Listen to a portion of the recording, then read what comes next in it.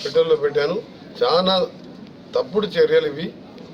అందరికీ రిక్వెస్ట్ చేస్తున్నా, ఇది ఎవరు చేస్తున్నో ఎవరు చేపిస్తున్నో ఇవన్నీ చట్టం తన పని తాను చేసుకుంటుందని, ఎవరి మీదకి ఎవరికి దాడి చేసే అవసరం పోకూడదని రిక్వెస్ట్ చేస్తున్నా. మీకు జేఏసీల పేరు మీద మీకు చేతులు జోడించి మీకు రిక్వెస్ట్ చేస్తున్నా.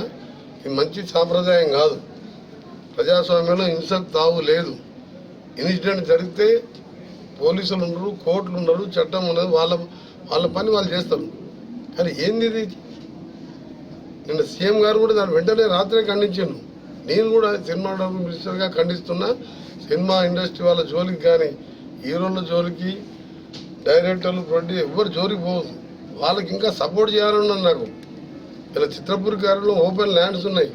ఇక్కడ జూనియర్ ఆర్టిస్టులకు కానీ, పేద ఆర్టిస్టులకు, మంచి యాక్టర్స్ ఎంతోమంది ఇవాళ పేదరికంలో ఉన్నారు. వాళ్ళకు కూడా ఫ్లాట్స్ కట్టాలని ప్లాన్ చేస్తున్నాను నేను. అంతకుముందు పోయిన టీఆర్ఎస్ గవర్నమెంట్లో ఆ నాయకులు అమ్ముకున్నారు ఫ్లాట్స్. వాళ్ళు ఉంటుండ్రు. ఇప్పటికి వెళ్ళా 3 బెడ్రూమ్ ఫ్లాట్ అంటే ఒక 5 కోట్లు ఉంటుంది నానగ్రామ్. అది కాంగ్రెస్ గవర్నమెంట్లో ఇచ్చిన ల్యాండ్. అది ఆ రోజు కాంగ్రెస్ ముఖ్యమంత్రి చెన్నారెడ్డి గారు చిత్రసీమను తీసుకొస్తానికి రామారావు కోరిక మేరకు NTR studio, Annapurna studio, Ramanaidu studio, Padmalaya studio, 1000 కోట్లు ఇవాళ ఆస్తులు ఇవాళ తీసుకొచ్చిన ఇండస్ట్రీ కష్టపడి ఆ ఇండస్ట్రీని ఇక్కడనే ఉంచుకుంటాం, వాళ్ళని కాపాడుకుంటాం. ఆ ప్రొడ్యూసర్ని, డైరెక్టర్లని, ఆ జూనియర్ ఆర్టిస్టుని, ఆ హీరోలని ఎవరు జోలికి పోవద్దని వారందరికీ మా పూర్తి సపోర్ట్ ఉంటుంది. మా ముఖ్యమంత్రి సపోర్ట్ ఉంటుంది. సినిమా ఇండస్ట్రీ మినిస్టర్గా నేను కూడా సీరియస్గా మీకు వార్నింగ్ ఇస్తున్నా.